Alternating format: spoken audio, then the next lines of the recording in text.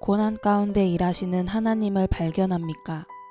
오늘의 말씀은 열왕기하 23장 31절에서 24장 7절까지 말씀입니다. 말씀 살펴보기. 여호아스는 23세의 왕이 돼 예루살렘에서 3개월 동안 다스렸습니다. 그의 어머니의 이름은 하무달로 림나 예레미야의 딸입니다. 여호아스는 자기 조상들이 그랬던 것처럼 여호와 보시기에 악을 저질렀습니다. 바로느고가 여호아스를 하맛 땅 리블라에 가두어 예루살렘에서 통치하지 못하게 했고, 유다로 하여금 은 100달란트와 금 1달란트를 조공으로 바치게 했습니다. 바로느고는 요시야의 아들 엘리야김을 그 아버지 요시야를 대신해 왕으로 삼고 그 이름을 여호야김이라고 바꾸었습니다. 그리고 바로느고는 여호아스를 잡아 이집트로 갔는데 그는 거기서 죽고 말았습니다. 여호야김은 바로에게 은과 금을 바쳤습니다. 그는 바로의 명령대로 돈을 내기 위해 그 땅에 세금을 부과해 그 땅 백성들 각각의 사정에 따라 은과 금을 거두어 드렸습니다. 여호야김은 25세의 왕이 돼 예루살렘에서 11년 동안 다스렸습니다. 그의 어머니의 이름은 스비다로 루마 부다야의 딸입니다. 여호야김은 자기 조상들이 그랬던 것처럼 여호와 보시기에 악을 저질렀습니다. 여호야김이 다스리는 동안에 바벨론 왕 느부갓네살이 침입해 왔습니다. 그래서 여호야김은 3년 동안 느부갓네살의 속국 왕이 됐습니다. 그러다가 여호야김은 마음이 바뀌어 느부갓네살에게 반역했습니다. 여호와께서는 갈대아 사람들과 아람 사람들과 모압 사람들과 암몬 사람들을 보내 유다를 습격하게 하셨습니다. 이것은 여호와께서 그분의 종인 예언자들을 통해 하신 말씀에 따라 유다를 멸망시키려고 그들을 보내신 것이었습니다. 이런 일이 유다에 일어난 것은 분명히 여호와의 명령에 따른 것으로 유다 백성들을 여호와의 눈앞에서 없애시려는 것이었습니다. 므낫세가 저지른 모든 죄와 또 그가 죄 없는 피를 흘렸기 때문이었습니다. 그가 예루살렘을 죄 없는 피로 가득 메웠기에 여호와께서 그것을 용서할 마음이 없으셨습니다. 여호야김의 다른 일들과 그가 했던 모든 일들은 유다 왕들의 역대기에 기록돼 있습니다. 여호야김은 자기 조상들과 함께 잠들었고 여호야김의 아들 여호야긴이 뒤를 이어 왕이 됐습니다. 이집트 왕이 다시는 자기 나라에서 나오지 않았습니다.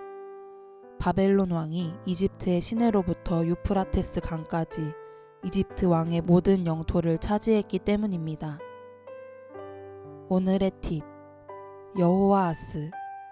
그는 요시야 왕의 세 번째 아들로 아버지 사후에 남유다의 왕이 되었습니다. 그는 조상들의 모든 행위대로 여호와 보시기에 악을 저지른 왕입니다. 에스겔 선지자는 그를 사람을 삼키는 젊은 사자에 비유합니다. 무기또 전투에서 승리한 후 남유다에 막강한 영향력을 행사한 애굽 왕 바로느고는 여호아스가 왕이 된 지 3개월 만에 그를 폐위하고 그의 형 엘리야김을 왕으로 세웁니다. 여호아스는 애굽으로 잡혀간 후 돌아오지 못하고 그곳에서 죽었습니다. 말씀 이해하기. 오늘의 본문은 요시야가 죽은 이후 세워진 여호아스와 여호야김 왕에 관한 내용입니다. 여호아스는 여호와 보시기에 악을 저질렀고 결국 바로느고에 의해 왕이 된 지 3개월 만에 폐위되어 이집트로 끌려가 죽습니다.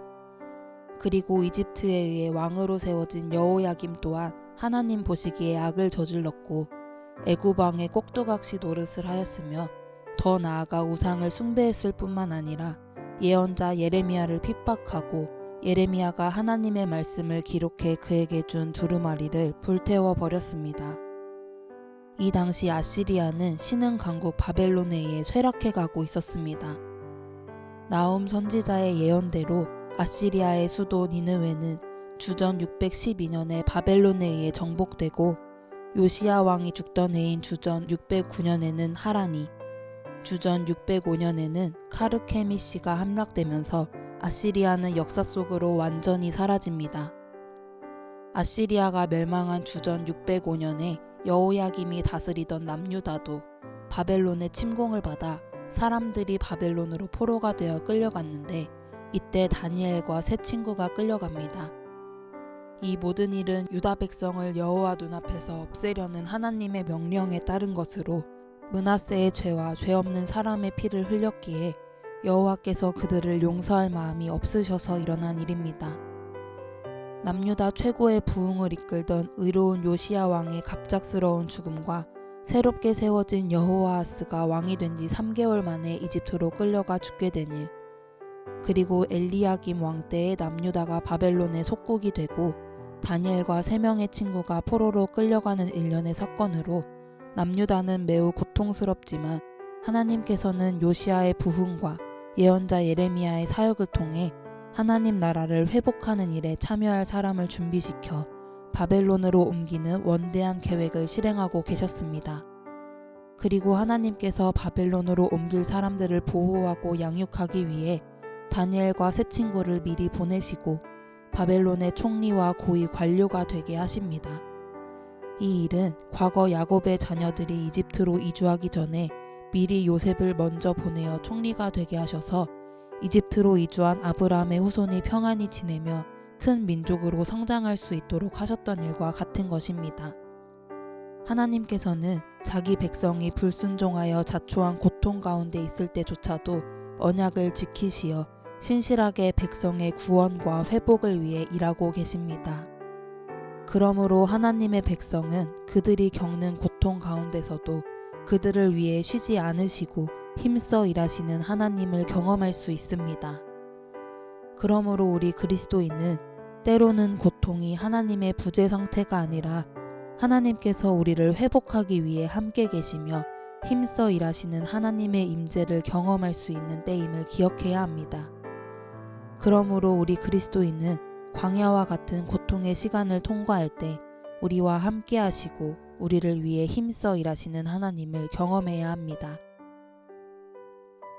말씀 따라 살아가기. 당신이 지금 극심한 고난 가운데 있다면 하나님의 임재와 당신을 위해 일하고 계시는 하나님을 만나게 해달라고 기도해 보세요. 말씀대로 기도하기. 모든 그리스도인이 겪고 있는 고난 가운데서 그들을 위해 역사하시는 하나님을 발견할 수 있도록 함께 기도합시다.